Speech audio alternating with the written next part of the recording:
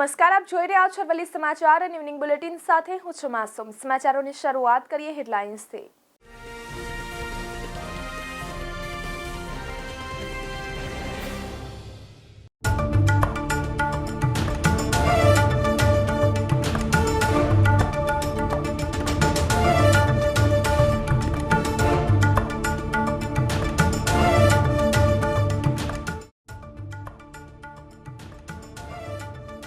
પ્રાથમિક કસોટીમાં ભાગ 1ની પરીક્ષા મે જૂનમાં લેવાશે। જીપીએસસી પશુ ચિકિત્સા અધિકારીની 261 જગ્યા 15મી સુધી અરજી થશે।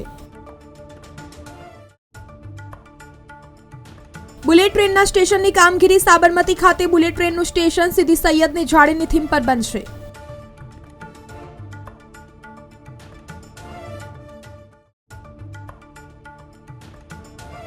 ધોરણ 12 પછી 4 વર્ષના કોર્સને પણ મંજૂરી। 10 વર્ષ બાદ 1 વર્ષ માટેનો બીએડનો કોર્સ ફરી શરૂ કરાશે।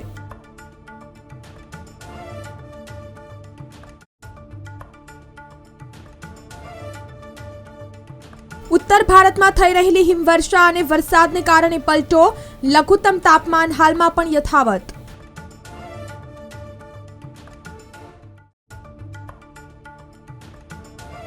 ગુજરાતના વાતાવરણમાં આંશિક પલટો। આગામી 24 કલાક દરમિયાન મહત્તમ તાપમાનમાં 1 ડિગ્રીનો ઘટાડો થઈ શકે।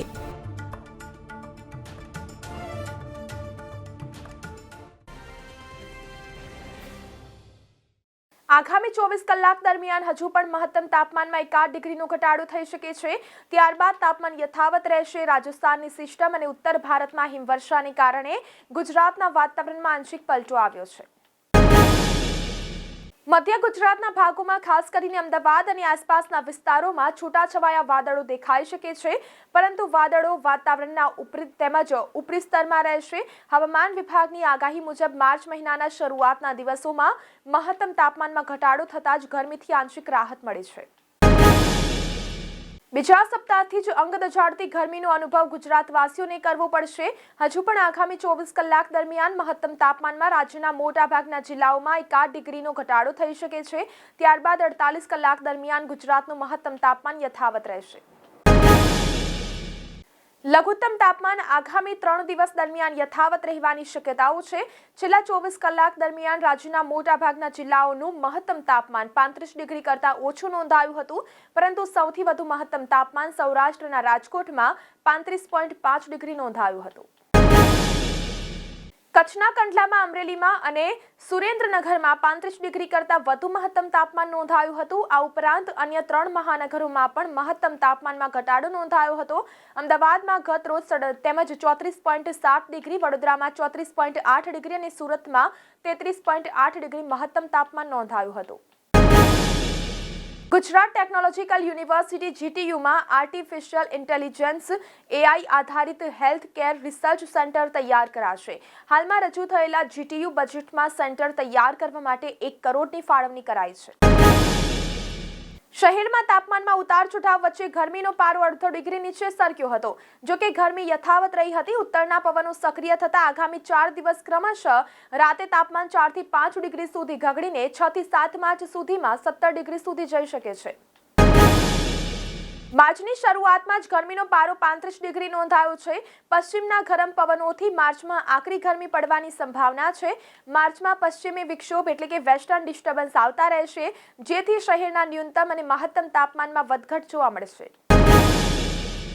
ભાવનગર શહેર અને જિલ્લામાં આ વર્ષે ચોમાસામાં 100%થી વધુ વરસાદ વરસી ગયા બાદ માગશળ સહિત શિયાળામાં માવઠા ન વરસતા તેમજ આજની તારીખે જિલ્લાના મુખ્ય 12 જળાશયોમાં 81% પાણીનો સંગ્રહ થયેલો છે, તેથી શિયાળુ વાવેતર વધ્યું છે।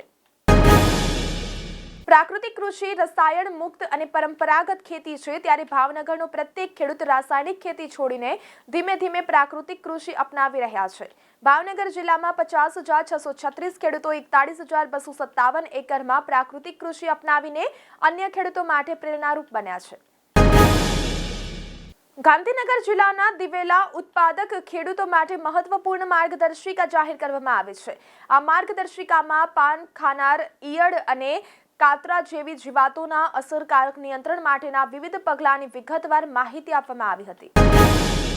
હાલોલ નગરની ફર્સ્ટ સ્ટેપ સ્કૂલનો ત્રીજો વાર્ષિક રસોત્સવ નગરના પાવાગઢ રોડ પર આવેલ સાંઈ મંદિરના પટાંગણમાં શાળા સંચાલકો, વાલીઓ તેમજ વિદ્યાર્થીઓની ઉપસ્થિતિમાં યોજવામાં આવ્યો હતો.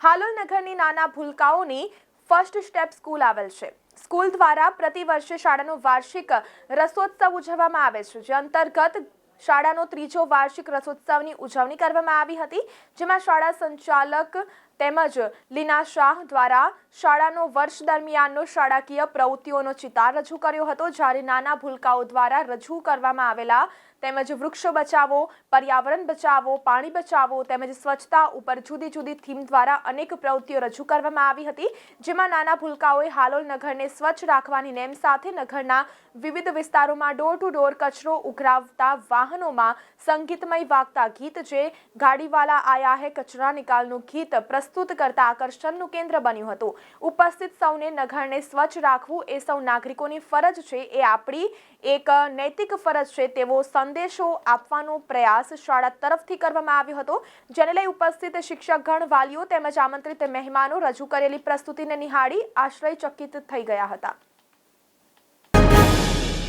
ડાયમંડ માર્કેટમાં તેજીના સંકેત જોવા મળી રહ્યા છે. રફની હરાજીમાં એક વર્ષ પછી 10 થી 15% ઊંચા ભાવે ટેન્ડર ભરીને રફ હીરાની ખરીદી થઈ રહ્યા છે. ફેબ્રુઆરીના છેલ્લા વીકમાં યોજાયેલી ડીપીઆર્સ અને લુકારા રફ માઇનિંગ કંપનીની હરાજીમાં પણ ઊંચા ભાવે ટેન્ડરો ભરાયા છે. તો આ સાથે ઇવનિંગ બુલેટિનમાં અત્યારે બસ આટલું જ. નમસ્કાર.